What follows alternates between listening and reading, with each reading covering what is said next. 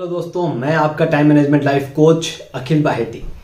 दोस्तों, अक्सर ये सवाल मुझे पूछा जाता है कि अपने बड़े बड़े प्रोजेक्ट्स के लिए अगर टाइम को डिस्ट्रीब्यूट करना है तो वो कैसे करें। तो चलिए आज इस सवाल का जवाब मैं दे देता हूं।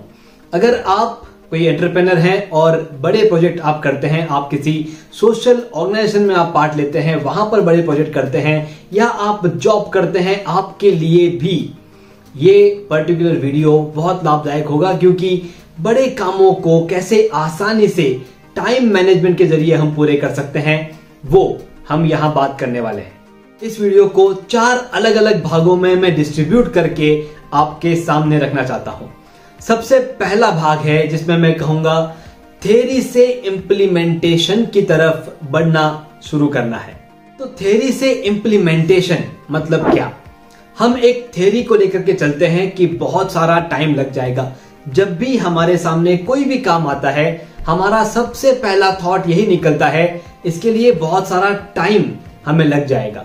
और जैसे ये थॉट वहां पर आता है, एक बड़ा सारा पहाड़ हमारे सामने दिखता है।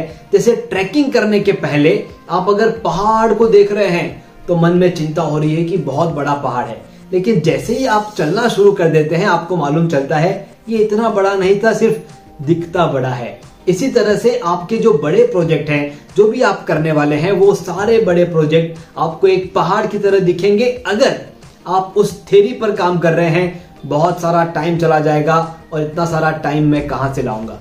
इस थ्योरी से बाहर निकलते हैं और सिर्फ एक क्वेश्चन का जवाब आपको देना है जिसे आप एक्चुअली इंप्लीमेंट करने वाले हैं, और वो क्वेश्चन है मुझे कितने घंटों का टाइम इस काम को पूरा करने के लिए देना चाहिए। आप सिर्फ नंबर ऑफ आवर्स यहां पर सेट कर लीजिए। आपका पहला जो पोर्शन है वो बड़े कामों को देखने का, वो पूरा हो जाता है। इतने नंबर ऑफ आवर्स मुझे इस काम को देने चाहिए, तब जाकर के ये काम आसानी से पूरा हो जाएगा। ये सेट करें और इसके बाद जो दूसरा पार्ट है उसमें मैं आपको बताऊंगा कि उस नंबर ऑफ आवर्स से हमें क्या करना है। चलिए, कहीं ना कहीं आपके मन में ये एक सेट हो गया होगा कि अब नंबर ऑफ आवर्स तो मुझे समझ में आ गए, लेकिन उसे डिस्ट्रीब्यूट कैसे करें। तो मैं यहां पर एग्जांपल देना चाहूंगा आपको एक पेड़ का। पेड़ नहीं, चलो हम मैंगो ट्री का एग्जांपल लेते हैं, क्योंकि आम ये हम सभी को पसंद है। तो आम का एग्जांपल लेते हैं। आम के झाड़ पर अगर एक ही डाली लगी हुई है, आम के झाड़ पर अगर एक ही डाली लगी हुई है, तो मुझे बताइए कितने आम उसमें लगेंगे? बहुत कम।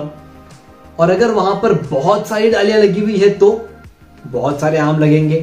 हम जो भी बड़ा प्रोजेक्ट करने वाले हैं उसके पीछे का हमारा मकसद भी यही होता है कि हमें उस प्रोजेक्ट से फल मिले। फल, it can be profit, it can be recognition, जो भी वहां पर फल हो वो आपको मिले, यही एक उद्देश्य हमारा होता है। तो क्यों ना हम हमारे कामों को अलग अलग डालियों में डिस्ट्रीब्यूट कर लें।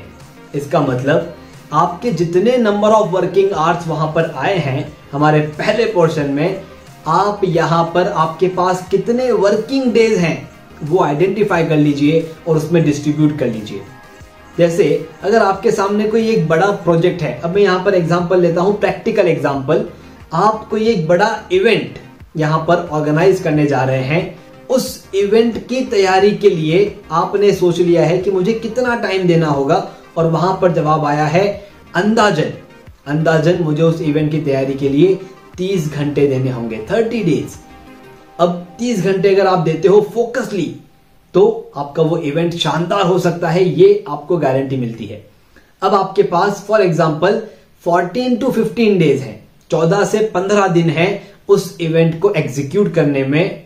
तो आपके रोजाना के 2 घंटे अगर आप देना शुरू कर देते हो तो आपका वो इवेंट शानदार होगा। और रोजाना के 2 घंटों में जैसे ही आपने उसे डिस्ट्रीब्यूट कर दिया, आपके लिए 2 घंटे डेली डिफाइन करना भी आसान हो जाता है। अब हम आते हैं तीसरे महत्वपूर्ण पोर्शन पे। ये 2 घंटे रोजाना डिस्ट्रीब्यूट करने के बाद हमें क्या करना चाहिए?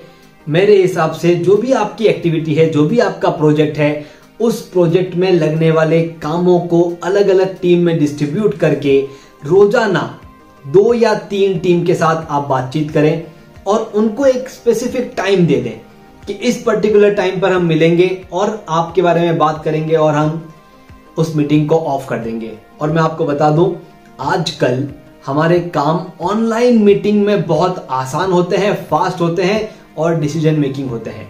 तो कोशिश करें कि अगर कोई भी ऐसा काम है जिसमें आपको बाकी टीम मेंबर से बात करनी है तो फिजिकल मिलने के बजाय ऑनलाइन वहां पर आप मिलें और उस मीटिंग को पूरी करें। अब मैं आता हूं बहुत ही इंटरेस्टिंग और बहुत ही इंपॉर्टेंट चौथे और आखिरी पोर्शन पे।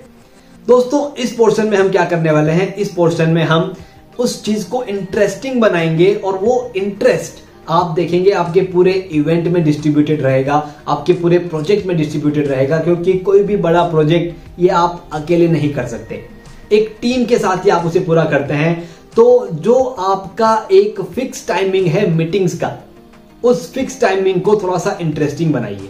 जैसे दोपहर में 3:33 पे, 3:33 PM, 4:44 PM, 5:55 PM। अगर आपको लगता है कि सुबह जल्दी मिल सकते हैं तो 5:55 AM, 6:06 AM, इस तरह से थोड़ा सा फनी टाइम रखिए।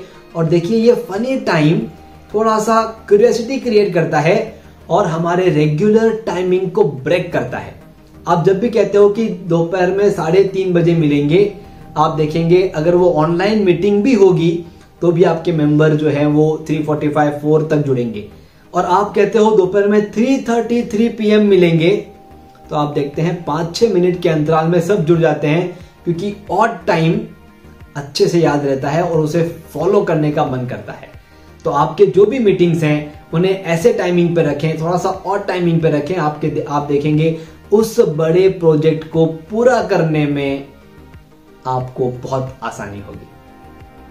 और ऐसे बड़े प्रोजेक्ट मैंने रिसेंटली पूरे किए हैं, इसीलिए मैं आपको ये एग्जाम्पल के रूप में दे पा रहा हूं। हमने कोल्हापुर में बिजनेस एक्सपो अरेंज किया जिसका मैं चेयरमैन था, और उस पर्टिकुलर एक्टिविटी में जहां पर 5000 से ज्यादा हमने फुटफॉल किए, 13+ कमिटीज वहां पर काम कर रही थी। उन सभी कमिटीज का रिपोर्टिंग और उनसे काम करवाना, उनसे काम पूरा हो रहा है नहीं हो रहा है, कहां पर दिक्कत आ रही है, ये सब कुछ एज अ चेयरमैन, और मेरे साथ थे मेरे को चेयरमैन सिद्धार्थ सालों के, हम दोनों ने ये पूरा किया।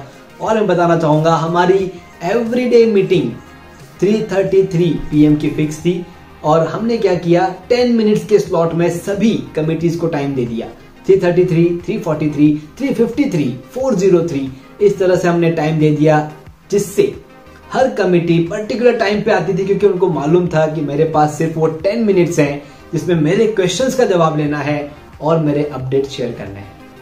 So all the best. कोई भी ऐसे बड़े प्रोजेक्ट हो उसे दूर से मत देखिए, उसे टच कीजिए, इंजॉय कीजिए और लाइफ में आगे बढ़ते रहें। मैं आपका time management life coach Akhil Baheti, author of best selling book समय नहीं है।